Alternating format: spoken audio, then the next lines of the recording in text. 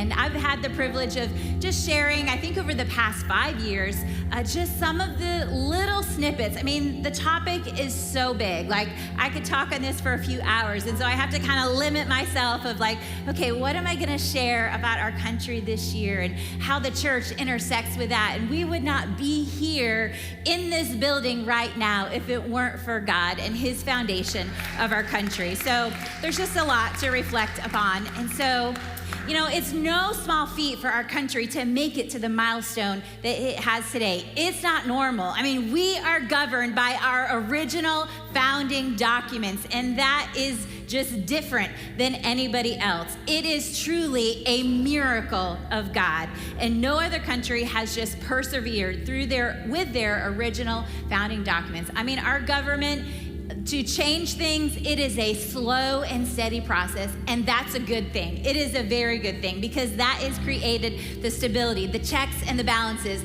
of our three branches of government. And so here's just a couple thoughts as we kind of jump into this message, just a few statements. The Constitution was not written for the times. It was written to stand the test of time, and that's a powerful truth. It was not just some little thing for in that moment, but no, it was building something to last. And a lot of people, you might hear, oh, America has problems, it has issues.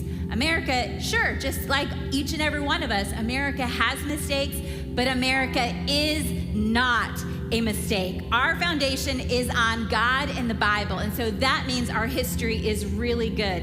And it is the only thing, God and his word is the only thing that has strengthened us in our beginning since the very beginning. And so with God, we can keep going for another 250 years. If we're gonna keep seeking him as a nation, we have a chance. If we're gonna turn away from him, we will be done very quickly. And that's a sobering reality as we look at culture, as we look at things that are different. And depending upon your age, the older you get, you see how things are different, whether it's just been 25 years, 50 years, 75, 100 years, whatever it is, you see that our culture is different than it used to be, our culture here in America. And I know for my grandfather, who passed away a couple years ago in his 90s, it really hurt him deeply just to see where our country was through all of those different stages. It just saddened him to see people just turning away from God. Our belief and our dependence upon God, I think it was stronger in our earlier days. Life was simpler. Our faith and our churches were at the center of our communities, our family, our public square.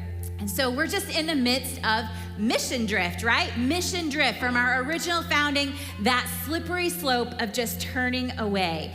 You know, in the beginning, in 1620, when our pilgrims came here, they wrote something called the Mayflower Compact. Before they even got off of the ship, they knew that they had to set up some form of government to help them as they navigated this brand new world. And so their mission, their original purpose was for the glory of God and the advancement of the Christian faith. I mean, think about that is our foundation. Our purpose on this land is for the glory of God and to reach people in the name of Jesus. I mean, that is our original founder. Our founders knew this. This was all in the part of it. I mean, it is crazy. The colleges that were started, some of our earliest colleges, you think of any of your Ivy League schools, a lot of them started in the 1600s and the 1700s, before we were even a nation.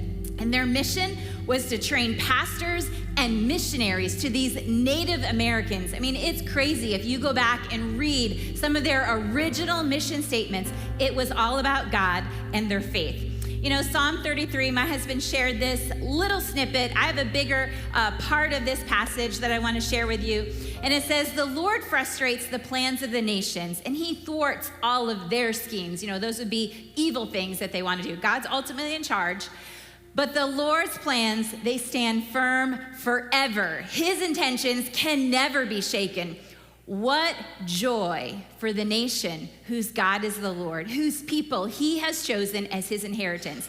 The Lord looks down from heaven. He sees the whole human race. From his throne, he observes all who live on the earth. He made their hearts, so he understands everything that they do. You know, God sees the big picture in all of our world, and he has the ultimate plan over everything. He's involved. He gives us free will. We all have choices every single day, and that is something that God has given to each one of you. You have the free will to choose him or to not choose him, to choose Jesus as he offers us every single day his amazing grace and accept his forgiveness. And so anyone who's willing to take God up on his promises and believe in him, you have that free will to do that. You know, America is blessed, joy-filled, and we are at our best when we keep God at the center. And so America is truly a miracle of God, because when she began by seeking, acknowledging him, and honoring him. I mean, we were desperate for his help. It truly is an underdog story. You know, it was July 4th, 1776, and that's why we're celebrating this 250th year, because it is the anniversary of when our founding original document, the Declaration of Independence, was written.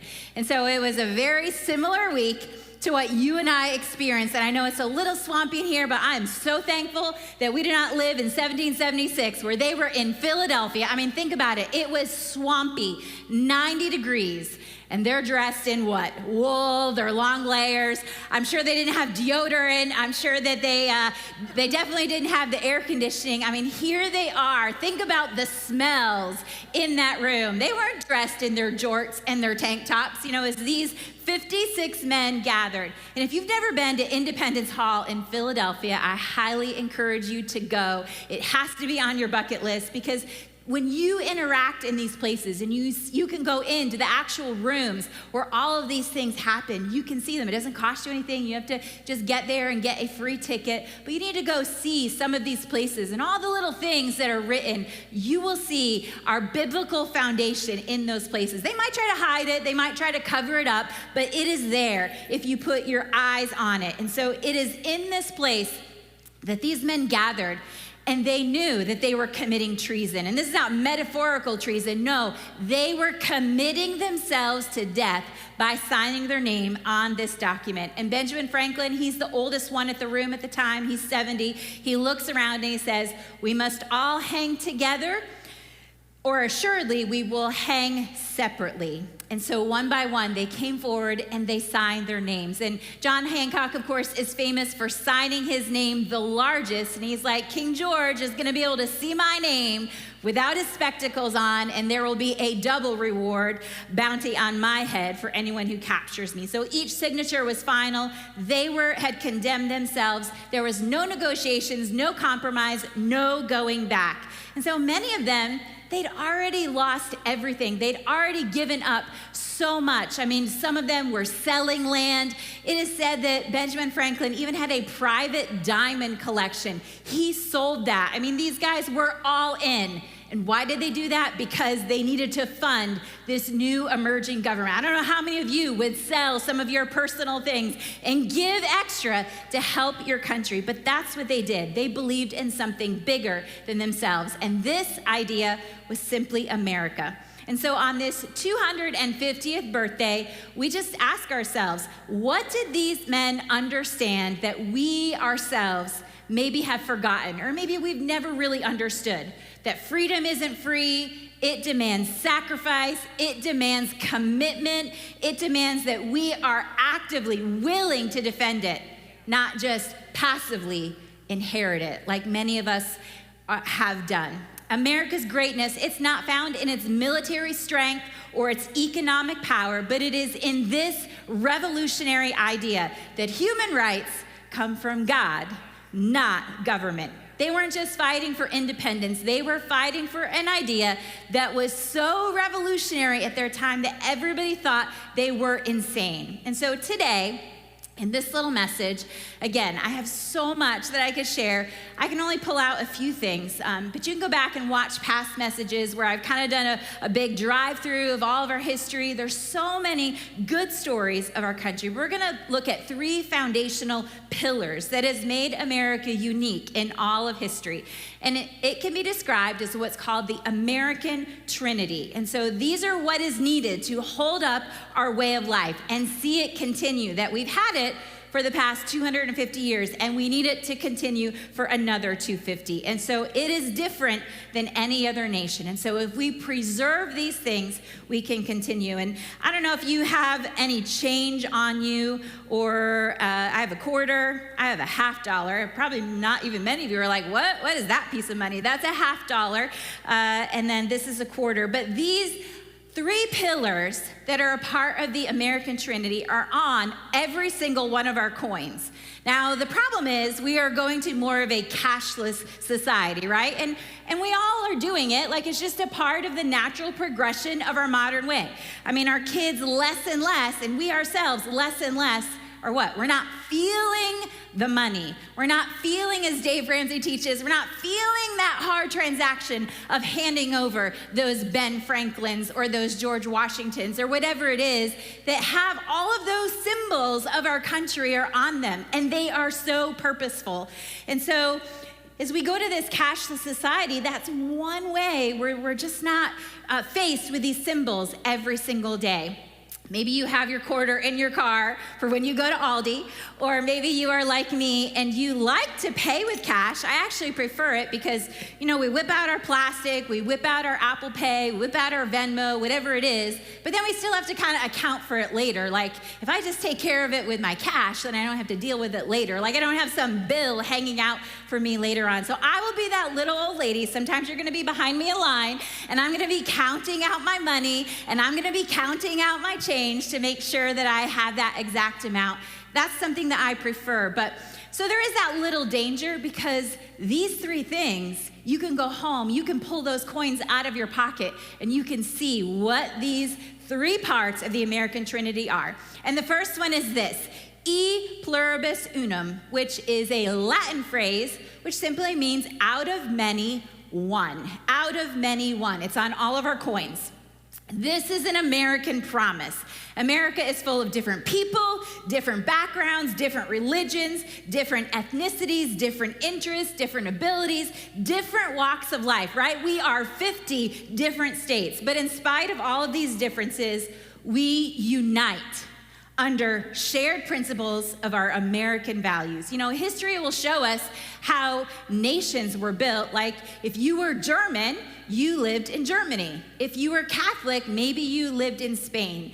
If you wanted to be a part of our clan, you could be in this native tribe, and examples like that. But America is built differently. America has been called a melting pot. It doesn't matter where you come from. It doesn't matter what your family traditions are and your way of life. It doesn't matter that you may worship God differently than your neighbor next door. What does matter is, do you embrace our founding principles? Do you unite, and do you adopt our American way of life? And so once you become a citizen, right, we welcome you as an American. We acknowledge you as an American, no matter where you came from. And that's revolutionary. That's e pluribus unum. And so we're unified not by blood, not by tribe, not by ethnicity, but by shared values. And so what are some examples of these shared values? We'll put them up for you. A belief in God, of course, that is number one. Belief in God, the Constitution, liberty, individual responsibility, and we're going to talk about those too, and then the rule of law. So these are just some of our shared values that we believe in, but it really is the glue that will hold America together. America is known for having people of all different walks of life, and we welcome people from other nations, right? We have throughout all of our history. We have the beautiful Statue of Liberty in the New York City harbor as a place where people came, immigrants came, and they did all of their citizenship there. And we celebrate our differences. Many of you might identify by your roots, and that's okay. You've bought the Ancestry.com kit because you want to find out what is in your genetics. Do you have Italian? Do you have Hispanic? Do you have African? Do you have English? Do you have Asian? Do you have Jewish? Do you have Native American? What is in your little backstory? But in order to have e pluribus unum, we must keep American unity at its center, at our core. And we won't exist if we're just a bunch of separate people, but here we are sharing common land. We won't continue. Instead, we're just going to end up being competing tribes if we focus on our differences. And so in that instance, what happens? We're just headed for a divorce or a civil war or some kind of split. And it's the same in your life. If you are in a marriage relationship, you are two different people, but you come together under shared values. And if you have the third person, if it's under God, then you have the ability to really thrive in your marriage by those shared beliefs and values and with God at the center. It's the same in our church, right? We have to have unity, keeping the main thing the main thing. The enemy wants to come in and steal, kill, and destroy and cause division among God's people. But it is that unity out of many. We have the one. We come together. And so if you look at history, Yugoslavia is made up of multiple ethnicities. And when e pluribus unum disappeared, that glue weakened as well. And what happened was they had a civil war. Lebanon had Muslims and Christians, and when those shared values broke down, there was a civil war. We know in our history, America had a civil war. The South rejected the Union. We don't want to be a part of you anymore. We are a separate nation, and so we can't survive if we just constantly are declaring our differences. In order for America to survive, we have to be the many united as one, and we're all different people. But here's one way that we are all united in common. And we'll put this up for you. Genesis 1 says this: so God created man and woman, shaped them with his image inside them. In his own beautiful image, he created his masterpiece. Yes, male and female, he created them. We are all created in the image of God. Ephesians 2 says, for we are God's masterpiece. He has created us anew in Christ Jesus so we can do what? The good things he's planned for us long ago. We are made with a literal piece of the master himself, fearfully and wonderfully made, every single person. And as Americans, we unite as one people. We're not the identities that we try to assign. And you hear all of that differences out there. People wanted to divide on gender, race, politics, backgrounds, whatever they want to be called on any given day. But no, here's our identity. It's simply, we are American masterpieces created in the image of God. Out of the many, we are one, and we have that in common. We have the very breath of God breathed on us and in us, giving us life. And so we're not trying to erase the differences, but we're agreeing that for the good of our country, we're going to stick together for our shared values. And that is what has made America special and unique for these 250 years. Our story is not a story of perfect people, but it is a compelling account of people seeking religious and civil freedom, escaping oppression, pursuing opportunity, and joining hands with diverse people for the common good. Okay, our second value, again, you could see this. A second pillar is liberty. And you can see this. It's printed on every piece of money, liberty. And so liberty simply means freedom, but it's not just outright freedom. It's freedom with what? Responsibility. American freedom is freedom, right? With responsibility. And there's a difference, because there's two things that you could be thinking in your mind here, and we'll put them up for you. It's called license and it's called liberty. And license is simply like, hey, I get to do whatever I want and there's no consequences. Liberty is, I'm going to choose to do what's right with responsibility. Whatever the consequences are, I take charge of those. And so that is a big difference. In the 1960s, America began confusing liberty and license. License says I can do whatever I want. I have the rights, the my body, my choice movement. But liberty says I am free to live according to my conscience, but I'm responsible for the consequences. And my freedom ends where yours begins. And so there's that connection between them. Liberty requires virtue, just choosing to do what is right and good for the benefit of yourself and the benefit of others. And so here's a quote from Benjamin Franklin. He said, "This Constitution was made only for a moral and religious people. It is wholly inadequate to the government of any other, right? It mattered what kind of government we had and for the people. And so again, it was not just for the times, it was to stand the test of time. And so we have to exercise self-control. We have to take responsibility. We have to respect others' freedoms. And if we don't put other people ahead of our own selfishness, then freedom does not work. And so what happens? We see it around us. Government steps in. We see more government control as people let go of their personal accountability. For example, in the 1950s, we had high virtue, right? People were making good decisions. There were morals that were genuinely accepted across our culture. There was a lower divorce rate at that time, and there was lower crime. And so the result was there was less government regulation, but more freedom was possible.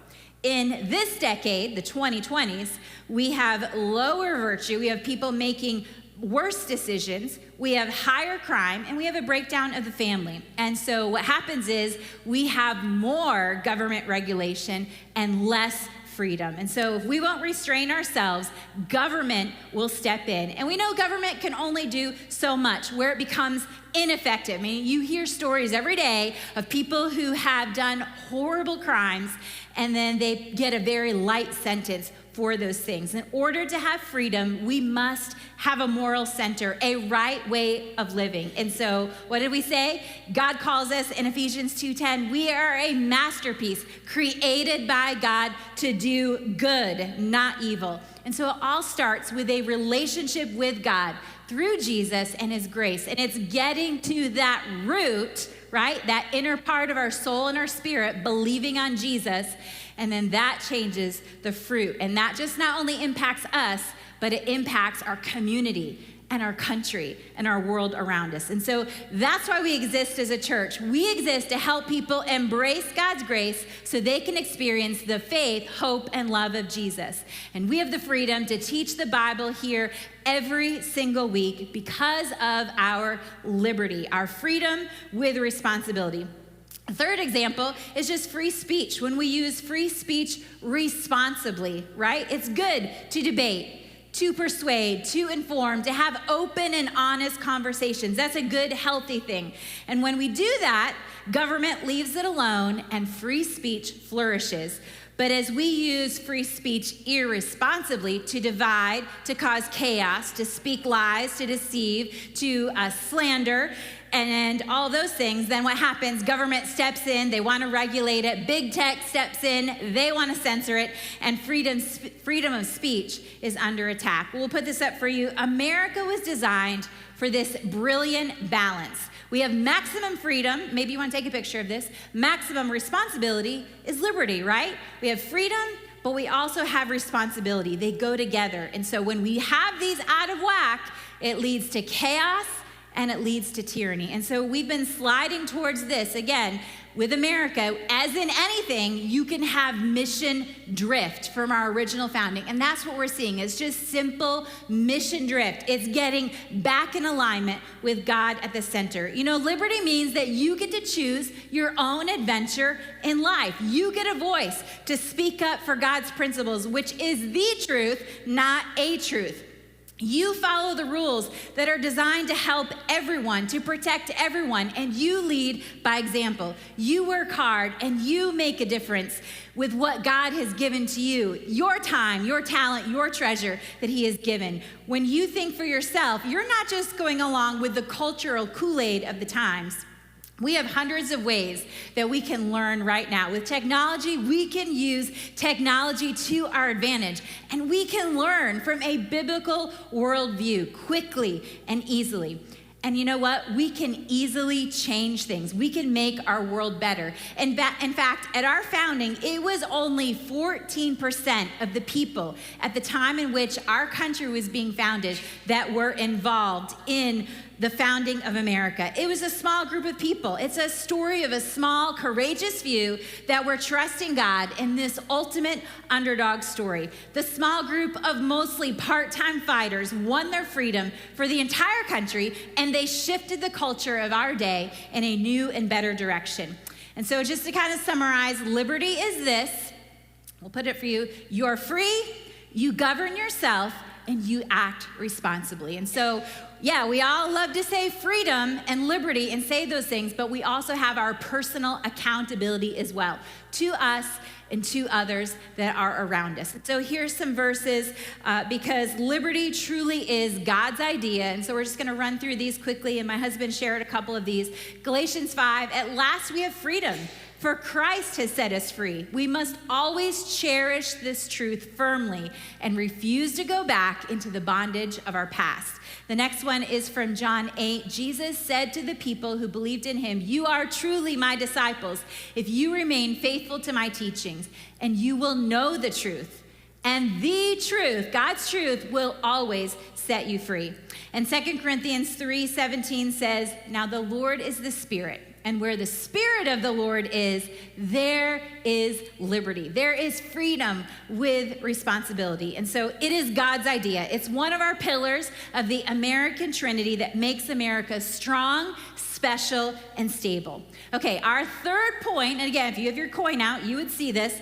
It says on every coin, in God we trust. And that's the foundation, on God. This is our third pillar, because without God, our government becomes God. And so there were 4 times in the Declaration of Independence, we'll put this up for you, where it referred to God. I mean, modern rewrites want to tell you that our founders were not Christians, they were deists, they were all these different things. No, they were firm believers. They acknowledged God. We would not be here without the miracles of God. And so 4 times it says the laws of nature and nature's God. All men are created equal, and they are endowed by their creator with certain unalienable rights.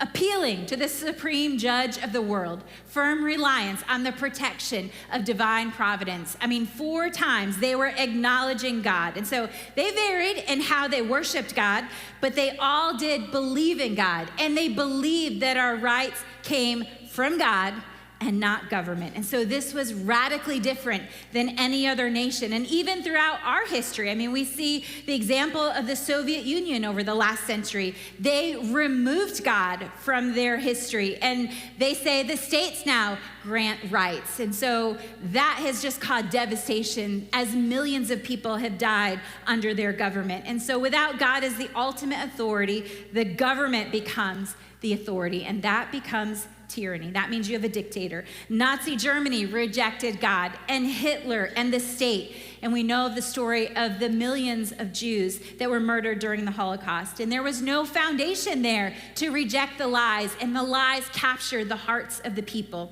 In modern China, even right now, it's officially atheist. The state is the ultimate authority, and there's no freedom of conscience, religion, or speech. I mean, it's not allowed. They can't have social media. I mean, we don't understand all of that. We haven't been there.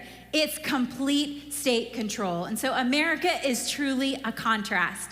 It is very different. You know, when the founders said, Congress shall make no law respecting an establishment of religion, they weren't removing God from public life. They were protecting God from and our religious freedom from government corruption, because they knew that that would potentially happen. So they understood that it was most important for our government, for its people to declare, in God we trust. And so we simply bring God into every area of our life. We don't isolate him and put him in these little boxes. No, God is with us everywhere we go, in all the spaces and places. You know, the Star-Spangled Banner was written during the War of 1812, where we had to refight with England again. And so Francis Scott Key, who is a lawyer, he was on board of a ship, a British ship, during the Battle of Fort McHenry. And so as this battle is happening overnight, and he's watching what's happening out the window. And again, if you haven't been to this place either, Fort McHenry outside of Baltimore, I highly encourage you to go and see all of that. It's pretty amazing, pretty spectacular. But he is on board this ship, and it was that night that he was penning the words that are now our Star-Spangled Banner. At the time, they were just simply a poem that he was writing, and it was later adopted in 1931. So not even 100 years that it has been our national anthem. But there's not just one verse. We always sing the first verse at sporting events and all the things, but there's a 4th verse, and we'll put it up for you. It says this, "And this be our motto, in God is our trust, and the Star-Spangled Banner in triumph shall wave over the land of the free and the home of the brave. And so in God we trust. It has been on our coins since the Civil War. And here's why In God We Trust matter to our American founders. On the Mayflower, God is in charge of our conscience, not the king. We trust God. When the king tried to boss them around, the colonists said, God gave us rights. The king can't take away from us what God has given us. We trust God, not the king. When they wrote the Constitution, we trust that people will do what is right if they trust God. We're going to trust that God will guide us. When they protected free speech, you can think and believe whatever you want. That's between you and God, but government can't control your mind. In God we trust. When they stood up against the king, they were certainly scared, but they said, I'm trusting in God more than I fear the king. I'd rather die free than live as a slave. And they said, in God we trust. And so we don't trust God with we don't trust government with unlimited power, unchecked power. No, we trust God.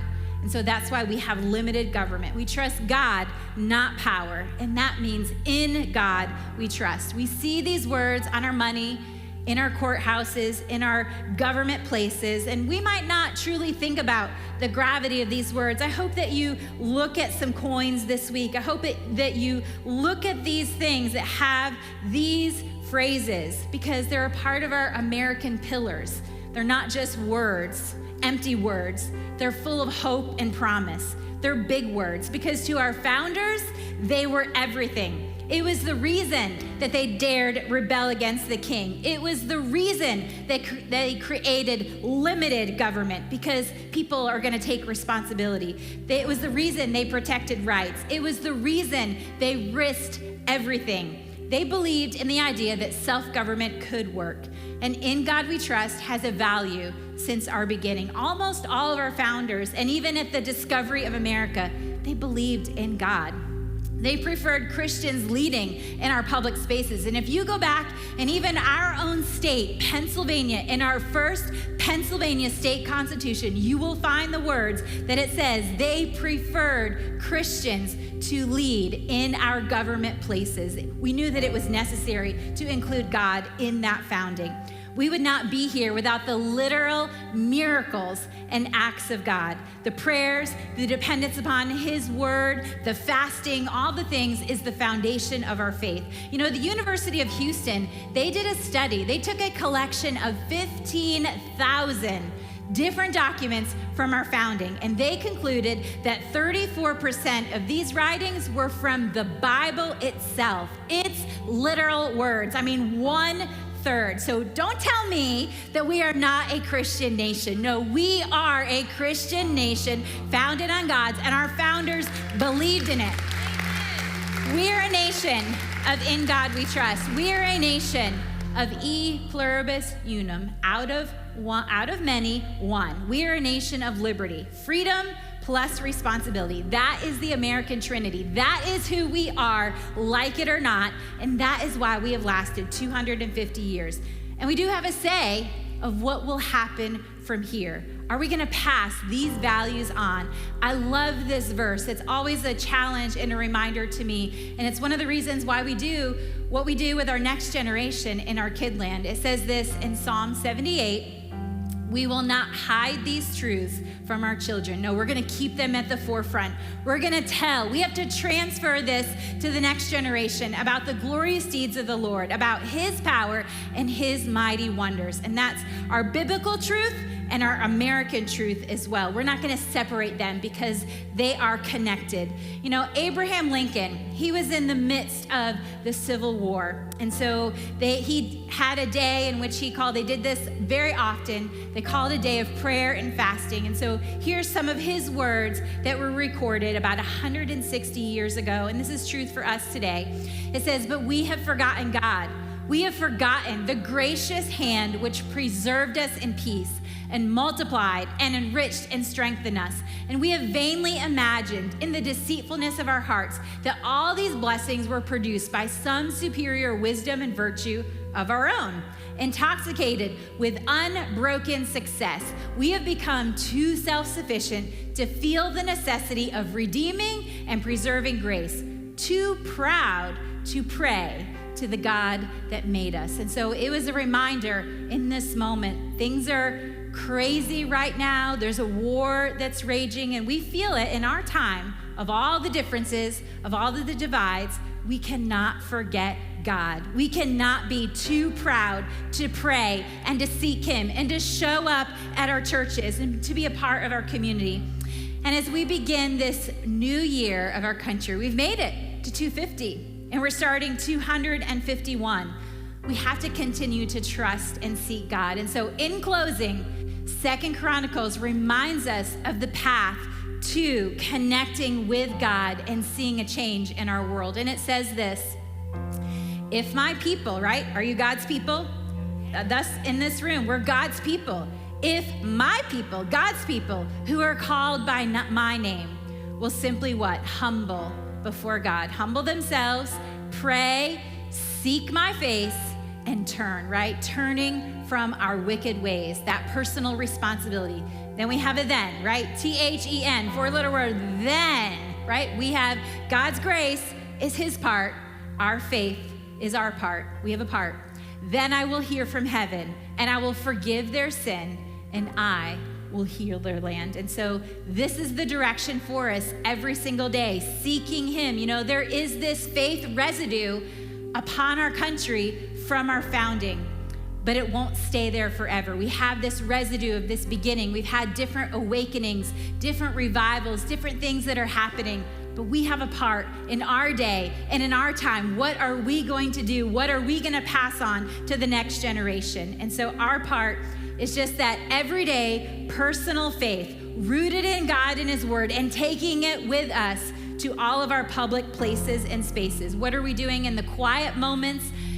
Just as we did in our last series, as we just finished out, but we have a strong foundation. What are we gonna do with it? We're gonna celebrate this country. We're gonna continue to give God thanks. We're gonna continue to tell people about Jesus, because that is the most important thing. We're gonna preach the Bible, but we're also gonna know our Constitution, and we're gonna share the many miracles of our founding. I mean, the modern rewrites want to do away with it. They want to smooth it over. They want to remove it, but it is there in all of those founding documents, plain for anybody to see, even through ChatGPT or any other thing that you're looking for. You can find those things.